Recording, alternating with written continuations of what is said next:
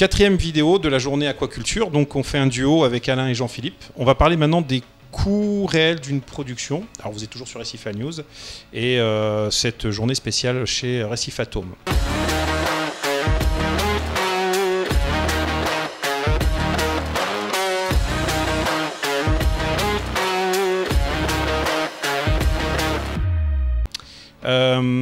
Souvent l'aspect financier est quelque chose de très important, à la fois aux différents échelons, donc de la production, on va dire, d'élevage.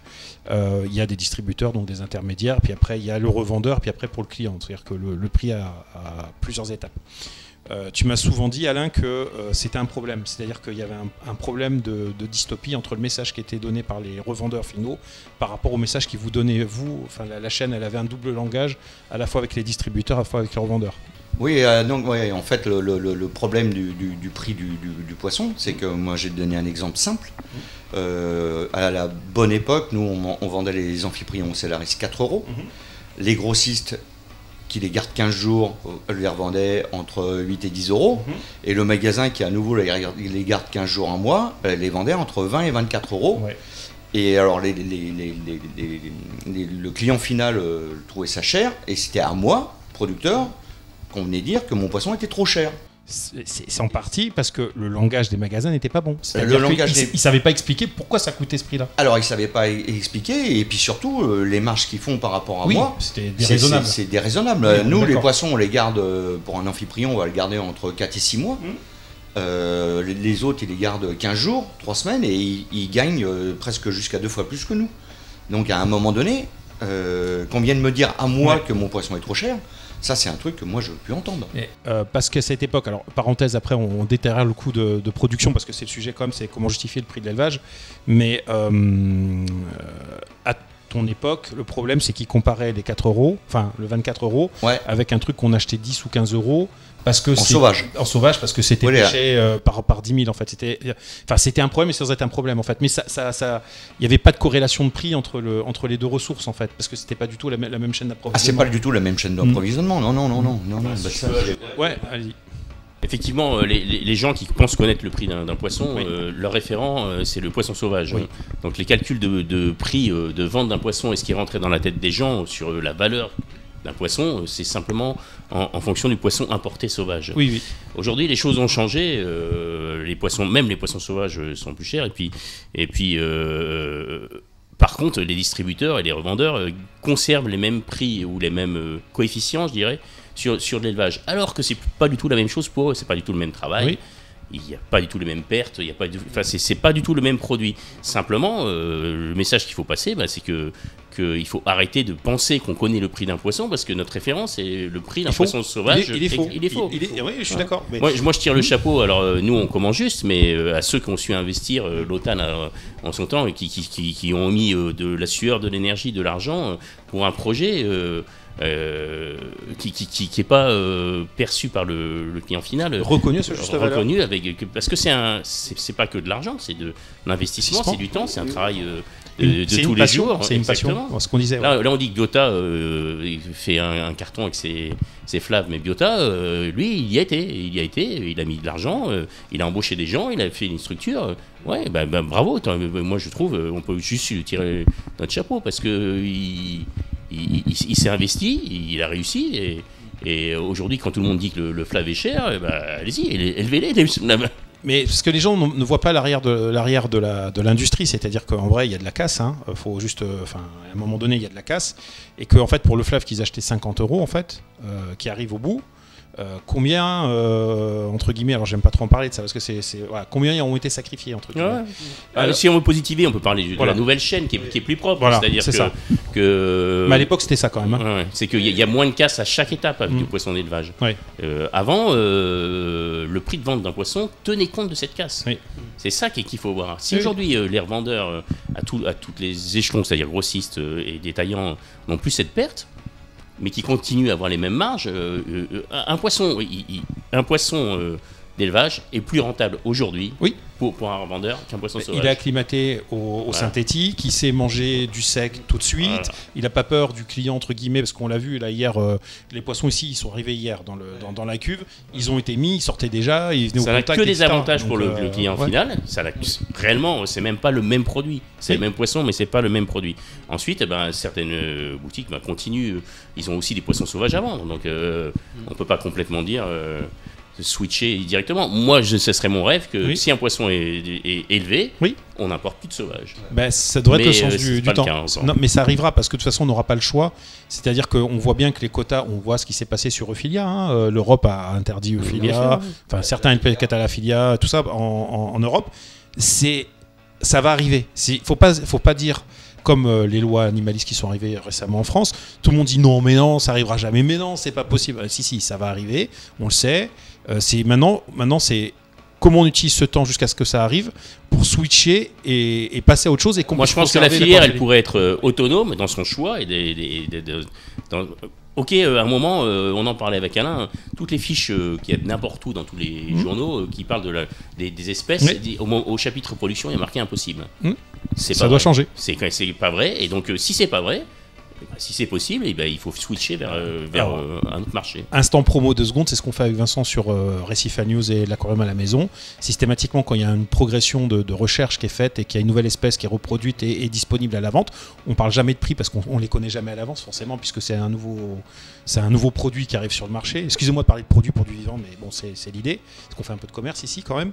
Mais l'idée, c'est de montrer aux gens, voilà, c'est faisable. Maintenant, la balle est dans votre camp. Professionnel, revendeur et particulier. Vaut mieux acheter un poisson qui est issu de l'élevage. Ok, il va coûter peut-être, les flaves c'est 240 €, je crois ici qui sont vendus, mais je préfère me sacrifier et acheter ce poisson-là. C'est un choix militant d'une première chose, d'un poisson qui va être conservé, qui va être gardé. Voilà, il y a tous les avantages, quoi. En fait, ce qui est étonnant, c'est que ce chemin intellectuel, il a déjà été fait pour les coraux. Oui, il a été fait pour un aquarium comme ça vaut une blinde. Oui. Les coraux, ça vaut très cher. Et les gens ont fait le chemin. Sur le poisson, ils sont restés sur quelque chose qui est ancien, mais qui est aussi entretenu par la filière. Oui, mais c'est qu'une question de temps. Je pense que c'est qu'une question de temps. C'est comme toutes les révolutions, il faut le temps que la masse adhère à cette révolution.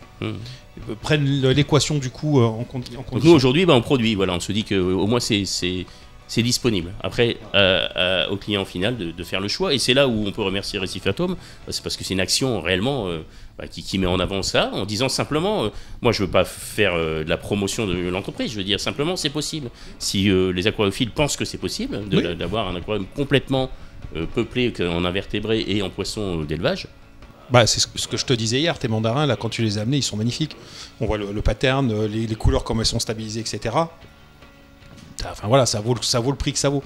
Justement, alors je pense c'est une des questions, c'est la qualité en découle-t-elle ? C'est-à-dire que de l'équation prix-temps, par exemple, le temps est-il lié au coût et la qualité en découle-t-elle ? Ces deux questions sont importantes. C'est-à-dire que ce que vous valorisez, c'est pas trop la matière en elle-même. Le poisson, c'est que le résultat final de tout ce processus. Oui. En fait, les gens ne connaissent pas le processus. Pour eux, un poisson, ils font pas la distinction en fonction des espèces. Il y en a, c'est très rapide. Alain disait que le clown, c'est très rapide à métamorphoser. Il y a des poissons qui sont beaucoup plus longs. Les centropiches, c'est plutôt 2 mois. On passe de 6 jours à 2 mois. Donc, il y a une difficulté supplémentaire, même si elle est maîtrisée. Et puis après, il y a des temps de croissance pour développer des couleurs, tout simplement. Fixer l'oriculus, par exemple, on sait l'élever. Par contre, est-ce qu'on saura le vendre ? Parce que s'il nous faut 10 mois pour avoir de la couleur, comme les 5 € plus, ça va atteindre des prix qui seront très, très compliqués. Oui, parce que derrière l'infrastructure tourne, il faut les bacs de grossissement, tout le process, la maintenance. En fait, le coût, c'est marrant, les gens comprennent très bien le coût de maintenance d'un magasin. Oui. Et disent très bien, c'est votre marge, c'est normal parce que vous avez des coûts, parce qu'il y a du personnel et tout ça. Par contre, le coût de l'élevage, ça les intéresse pas, alors que c'est tous les jours de l'année. Oui. Il n'y a pas de jour férié, il n'y a pas de. Mais c'est quelque chose qu'ils sont capables de comprendre parce qu'il y a beaucoup de gens qui sont capables d'aller acheter un chien de race ou un chat de race qui vont taper 1 000 €, 2 000 €, 3 000 € selon certaines espèces, même plus que ça. Et en fait, au final, ils ne se posent pas de questions. Ouais. Ils se posent pas de questions. Ils vont voir l'éleveur reconnu, prendre le temps, tout ça, etc. Mais il y a aussi que les aquariophiles ont des certitudes. Par exemple, je suis aquariophile depuis pas mal d'années. Je parle pas de moi, je prends un exemple. Je sais qu'un poisson, ça vaut ce prix-là. s'il est plus cher, c'est qu'on me vole. Oui, mais ça, moi. Alors que c'est réellement pas le cas, quoi. Non, c'est pas le cas. C'est pas le cas. Et en plus, il y a un paramètre qu'ils prennent pas en compte, c'est la durée de vie du poisson. Ouais. Je dirais presque qu'ils sont habitués à ce que leur poisson meure. Et ce qui n'est pas normal. Non, ce qui n'est pas normal. Parce ce qui est absolument pas normal. Un flave, on sait tous qu'un flave, normalement, un chirurgien, c'est censé durer une bonne vingtaine d'années minimum. Ah ben, minimum, voilà, minimum. Et j'en connais. Je vais citer un exemple. C'était à l'aquarium du Canet en Roussillon. Ils ont eu une repro en 84 où ils ont gardé des jeunes. Et à l'heure actuelle, ils pondent encore. D'accord. Ouais. Donc juste pour donner une durée de vie sur un truc, le poisson le plus classique. Ouais. C'est-à-dire qu'un poisson marin, s'il vit pas 20 ans, c'est qu'il y a quelque chose et que ça va pas. Voilà, il y a eu un problème.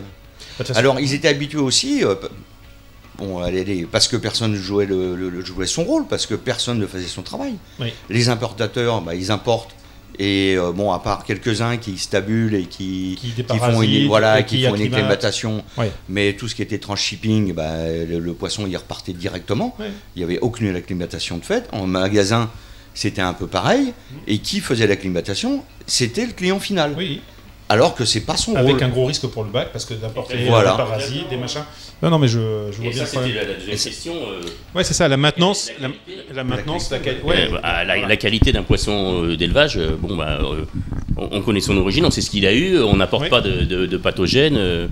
C'est un poisson qui a quand même un lien important entre la prise alimentaire et le développement des maladies. Oui. Un poisson qui n'est jamais en carence et qui a des réserves se défend de lui-même. Plus le stress, parce que la capture, c'est un stress. Enfin, il y a plein d'éléments. Ouais. Voilà, c'était un truc qui était reproché aux poissons d'élevage que en fait ils n'avaient pas vu les maladies, ils étaient moins résistants. Mais ça n'a strictement rien à voir. Rien à voir. C'est juste l'état physiologique du poisson qui fait qu'il est malade. Et autre chose, si un aquariophile garde ses poissons, il en introduit moins de nouveaux et de risques d'introduction de pathogènes, parce que c'est réellement ça, c'est l'introduction de nouvelles espèces sans passer par ça peut être la pression du groupe aussi, parce que la maladie de l'aquariophile, c'est la collectionnite aussi, un petit peu, et il peut avoir tendance aussi à vouloir trop surcharger le bac en population, qui fait que, entre guillemets, ça va être un espace qui est trop resserré pour certaines espèces, et du coup ça porte un stress, et il y a certaines maladies, on sait, qui sont auto-immunes, et puis derrière ça va déclencher, quoi. Il y a aussi une vision peut-être différente de l'aquarium 100% élevage. Moi, les Friedmani, les gens achètent un Friedmani. Moi, un Friedmani, s'il n'y en a pas 4, je trouve que le rendu est pas le même. Un groupe de 4, il y a le mâle dans son terrier, les femelles qui tournent, c'est vivant, c'est naturel, c'est 100 fois mieux, quoi. Mais c'est peut-être des choses à changer et à expliquer. Et ça, c'est le boulot du revendeur. Parlons de maintenant, c'est d'acclimatation. C'est quoi la grosse différence justement entre un poisson d'élevage et un poisson sauvage? Il n'y a pas d'acclimatation sur un poisson d'élevage. Voilà. Non, mais c'est pas le même produit, c'est le même poisson. C'est pour ça. C'est bien pour ça que je la pose cette question, parce qu'elle est rigolote. Alors j'espère que ça vous fera marrer aussi. Mais parce que dans la tête des gens, en fait, quand ils vont acheter du poisson d'élevage, ils vont toujours repenser à la phase d'acclimatation, parce qu'on ne sait pas dans quelles conditions a été capturé le poisson. En fait, il faut savoir que hier, les poissons qui sont arrivés ici, ils sont arrivés, ils ont été pris. Bon, il y a eu contrôle de température, salinité, ça c'est normal, voilà. La base, et après plouf. Oui, bien sûr. Ouais. Vraiment plouf. Et pour la blague, une heure après, ils étaient déjà en train de réclamer à manger. Mais bien sûr. Oui, bien sûr. Donc, aujourd'hui, les 5 Chiropus, ceux qui mangent des granulés, c'est pas le même poisson. Je suis désolé, j'ai aussi eu du sauvage, c'est pas la même chose. C'est très dur à acclimater du sauvage. On y arrive, et il y a quand même de la casse. Mais il y a beaucoup de casse, et même si on devait parler. Alors moi, ça m'intéresse pas vraiment le prix, mais si on devait parler du prix, chaque aquariophile qui a un 5 Chiropus chez lui, il en a tué 4. C'est plus cher qu'un élevage qu'il n'aurait pas tué. Ouais, c'est ça, on est d'accord. Mais il faut le dire, j'ai pas honte de le dire, ça c'est clair. Qu'est-ce qui coûte le plus cher dans l'élevage aujourd'hui? Le personnel. Oui, ça. Les charges en France, bon ça, ok. Surtout une production en France. C'est parce que les concurrents, ça va être, par exemple l'Indonésie ou tout ça. Alors il y a l'avion, il y a le Covid, tout ça, ça a changé un peu la donne parce que ça a équilibré un peu les charges. Et ça va pas revenir parce que les compagnies aériennes disaient que tout ce qui était fret et compagnie, ils laissaient moins de place pour le transport justement de vivants dans le. Donc à mon avis, on est dans le bon sens du vent, c'est-à-dire que tout le monde est en train de raisonner sur les avions qui tournent à vide, qui servent à rien, enfin tout ça quoi. Tant qu'il n'y aura pas de voyageurs, il n'y aura pas de place pour mettre des colis et les coûts resteront. élever. Mais ce qui coûte cher pour certaines espèces, c'est le temps qu'il faut pour les réussir. Hein. Donc il faut se dire, je vais tenter une nouvelle espèce, peut-être que dans 2 ans je vais y arriver. Il faut mettre en face les moyens pour tenir 2 ans. C'est ça. Parce que à chaque échec on progresse. C'est dommage de s'arrêter. Bon, des fois on n'y arrive pas forcément, mais ça ouvre la porte à d'autres espèces quand même. On apprend tellement de choses. Donc oui, ça, ce qui coûte cher, c'est le temps, l'infrastructure, le personnel, et puis le fait que c'est un travail avec du vivant, avec les risques qu'il peut y avoir avec le vivant. C'est-à-dire que tous les jours, il faut être performant. Autrement, si on perd son stock, on perd 10 mois de travail. C'est ça, on est d'accord. Les deux dernières questions, le mot de la fin plutôt que les questions, c'est si vous aviez un message à faire passer aux revendeurs, donc aux professionnels, et un message à faire passer aux particuliers. Aux revendeurs, on va toujours revenir sur la même notion, c'est-à-dire qu'à partir du moment où un poisson est disponible en élevage, c'est de donner la priorité aux poissons d'élevage. Par rapport aux poissons sauvages. Il y aura peut-être une donnée économique qui va changer, c'est-à-dire que plus les revendeurs vont acheter du poisson d'élevage, plus les coûts peut-être de production vont baisser parce qu'il y aura un volume de production. Alors, je sais pas, ça, c'est pas forcément une réalité parce que en fait, ça te coûte toujours aussi cher à produire. Quoi, même plus cher, l'énergie n'arrête pas d'augmenter. Ouais. D'accord. Non, mais c'était toujours mais sur certaines espèces. Ouais, genre le clown aujourd'hui. Oui. Ou le Friedmanie, je pense que c'est des trucs qui. Mais le problème, t'as ce problème-là aussi. Le clown, pour avoir eu l'OTAN, le clown, il nous faisait le fond. Tu vois, c'est lui qui roulement, voilà, c'est lui qui paye les charges, c'est lui qui paye toutes les charges, le personnel, la structure, la location de la structure, l'immobilisation des bacs et c'est lui qui permet d'aller chercher les autres espèces en fait. Voilà, et en fait, nous on gagne de l'argent sur les autres espèces. Ouais, d'accord. Okay. D'accord. Donc si tu diminues ce coût, en fait, il faut compenser par. Voilà. Moi, je vais rajouter un truc qui va exactement dans le sens, c'est que aujourd'hui, le Friedmanie, c'est un poisson élevé facilement. Oui. Le Friedmanie, dans la tête des gens, c'était un poisson qui venait de mer Rouge et qui coûtait cher. Oui. Ce qui fait qu'aujourd'hui, on peut vendre du Friedmanie cher parce que les gens pensent que c'est cher. Oui. Réellement, le Friedmanie, c'est un poisson qui nous paye comme le clown les frais de fonctionnement parce que c'est des gros larvaires et puis c'est pas si long que ça.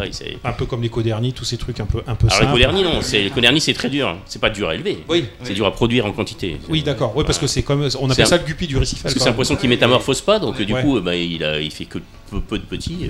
C'est quand même pas ça, ce poisson qu'on arrivera à produire en quantité. Okay. Mais pour revenir sur ce qui coûte cher, vraiment, c'est de l'initiative d'aller chercher des nouvelles espèces et de mettre l'investissement au bout. dans la durée, Dans la durée, oui. Pour une hypothétique réussite. Parce que bien sûr, on espère réussir. Autrement, on ferait pas le pari. Voilà. Et message aux acheteurs, donc aux particuliers. C'est de faire le choix de l'élevage. Ils seront gagnants. Moi, j'en suis persuadé 100%, quelle que soit la valeur, ils sont gagnants. Oui. Et puis c'est ce qui alimentera et qui permettra peut-être aux structures qui ont vendu de continuer à trouver les protocoles pour les nouvelles espèces. Quoi. À l'heure actuelle, on peut faire des aquariums 100% élevage. Là, alors le sable, c'est du sable qui a été maturé en aquaculture. Là, c'est de la roche entre guillemets qui a été maturée aussi, mais c'est de la roche sèche ou synthétique. Les coraux, ils viennent tous de l'aquaculture et les poissons viennent tous de l'aquaculture. Donc c'est le synthétique. Donc là, il n'y a rien qui a été prélevé en mer. Ouais, donc c'est possible. Voilà. Donc et il est super joli comme aquarium, donc on ne reviendra pas dessus. Mais voilà. Messieurs, merci. Merci à toi. Bonne journée. Merci à vous et à Racifato. Ouais.